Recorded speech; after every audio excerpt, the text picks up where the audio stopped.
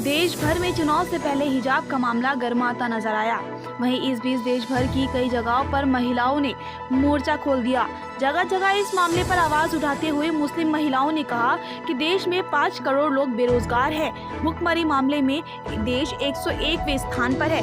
शिक्षा, स्वास्थ्य, महंगाई जैसे कई सारे मुद्दे हैं, लेकिन देश में चुनाव से पहले इन मुद्दों की वजह मुस्लिम महिलाओं के पहनावे को लेकर एक बड़ा बवाल काटा जा रहा है। संविधान के आर्टिकल 15 और आर्टिकल 21 के तहत भारत के हर नागरिक को अपना धर्म, अपनी संस्कृति को बनाए रखने का अधिकार मिला है। ऐसे में इस तरीके से मुस्लिम महिलाओं के पहनावे को लेकर करना हंगामा संविधान को ठेस पहुंचाता है। हिजाब का यह मामला राजधानी देहरादून से भी दूर नहीं रहा। राजधानी देहरादून के ऊंचे ओहदे पर काम करने वाले मुस्लिम महिलाओं ने इनके खिलाफ आंदोलन छेड़ दिया है। वहीं आपको बता दें कि देहरादून की सीनियर अधिवक्ता और उत्तराखंड क्रांति दल के वरिष्ठ नेता लताफत हुसैन ने नेतृत्व में रैली निकाली और जिलाधिकारी माध्यम से राज्यपाल को ज्ञापन सौंपा और इस मामले को संज्ञान में लेते हुए मुस्लिम महिलाओं की सुरक्षा की अपील भी की। हम हिजाब पहनते, आप क्या हमारे नंगे सिर देखना चाहते हो? क्या हमारे सिरों से दुपट्टा निकालना चाहते हो? अगर कोई हमारा भाई हमारे सिर से दुपट्टा खींच लेता है तो आप कहते हैं कि यहाँ पे महिलाओं के साथ अत्याचार हो रहा है। महिलाएं सिर पे दुपट्टा ओढ़ेंगी तो आप कहेंगे क्यों ओढ़ रही है? तो ये कैसा देश का कानून जो ये लोग अपने हाथ में लेने की कोशिश कर रहे हैं। हम ये मैसेज देना चाहते हैं तमाम लोगों को जो इस तरह के तथाकथित नेतागण हैं और छिछोरे लोग हैं कि हिजाब पहनना हमारे लिए ज़रूरी है और हम पहनेंगे हिजाब। अगर आपको कुछ उतरवाना है तो उन लोगों के जहनों से गंदगी उतरवाइए।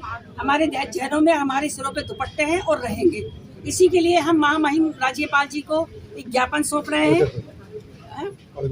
हाँ, मैं इसे पढ़ के भी सुना देती हूँ आप लोगों को। श्रीमान महामहिम राज्यपाल महोदय उत्तराखंड, विषय हिजाब की आड़ में सांप्रदायिक सद्भाव भंग करने के षड्यंत्र करने वालों के विरुद्ध कार्रवाई करने हेतु महोदय, पर्दा प्रथा मानवता के इतिहास में कोई नई व्यवस्था नहीं है। विश्व की समस्त प्राचीन सभ्यताओं ग्रीक, आर्य, मिस्री, रोमन और मेसोपोटामिया इत्यादि में किसी न किसी रूप में जारी थी। भारतीय संस्कृति में प्रत्येक समाज में ये परंपरा मौजूद है। भारत में मुस्लिम समाज की कुरान व हदीस के आदेशों पर पिछले 1500 वर्षों से बगैर किसी व्यवधान के अमल कर रहे हैं। देश के हर कोने में मुस्लिम छात्राएं अपनी इच्छा एवं विवेक से इस आदेश पर अमल करती आ रही है, परंतु जिस प्रकार कर्नाटका में इस मामले की तुमको उछाला गया है तथा सांप्रदायिक विद्वेष फैलाया गया है तथा छात्राओं को उत्पीड़न किया जा रहा है, ये देश की अखंडता, एकता के विरुद्ध खतरनाक तथा देश की छवि अंतर्राष्ट्रीय स्तर पर कलंकित करने वाली है। अतः महोदय से अनुरोध है कि प्रदेश में इस प्रकार की नकारात्मक मुहिम को चलाने की अनुमति न दी जाए तथा प्रत्येक स्तर पर ड्रेस कोड बनाते समय प्रत्येक मान्यता के सिद्धांतों का समावेश किया जाए।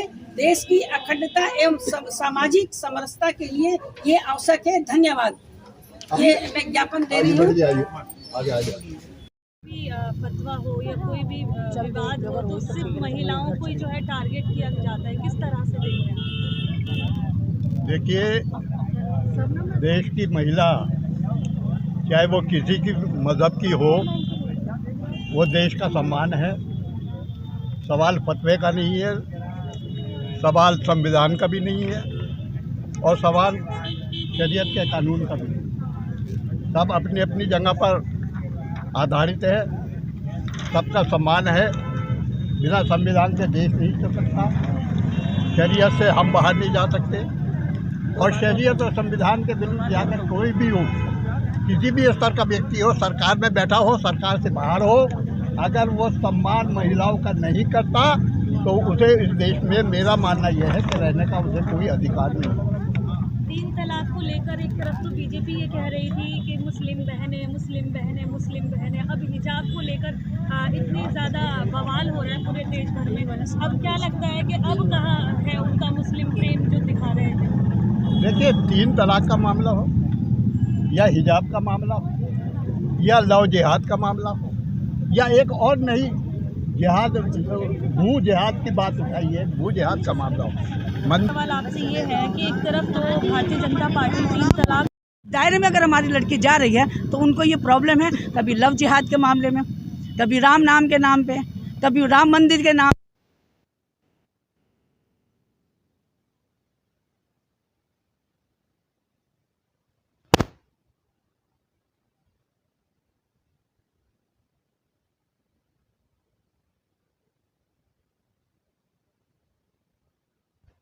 लोग इकट्ठे हुए हैं, मेरी बहनें यहाँ इकट्ठी हुई हैं, उस चीज़ के लिए मैं अपनी बहनों को सलाम करती हूँ। और वो अब ये चंद महिलाएं नहीं हैं, ये हिंदुस्तान की महिलाओं की आवाज़ है कि हिजाब हमारा अपना है, हम हिजाब ओढ़ के जाएंगे। और अब यूनिवर्सिटी के अंदर अगर हमारी लड़कियां जा रही हैं, उनको अगर कोई भी परेशानी आती है तो उस चीज़ के लिए जो जहाँ की सरकार होगी वो जिम्मेदार होगी, हम चुप नहीं बैठे। एक लड़की को परेशान किया जाता है हिजाब की, तो क्या बोलना चाहिए? नहीं तो ये परेशान करने वाली बात यही तो है ना कि वो हम लोगों को दबाया जा रहा है।